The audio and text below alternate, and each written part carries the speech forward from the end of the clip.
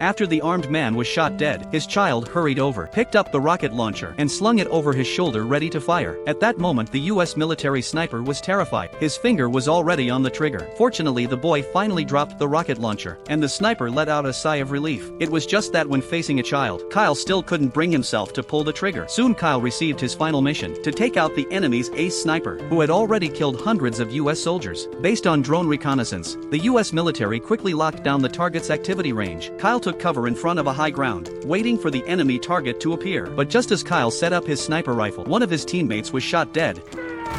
Kyle quickly pinpointed the source of the gunshot, immediately turned his gun around, and reset his sniper rifle. Soon he spotted the target 1,900 yards away. The enemy sniper was hiding in a tent. However, the distance made it hard to land a hit. Kyle then adjusted his scope and aimed at the distant target, but by then the area below was full of armed men. As Kyle hesitated for a moment, he suddenly saw a teammate rush out, so he decisively pulled the trigger.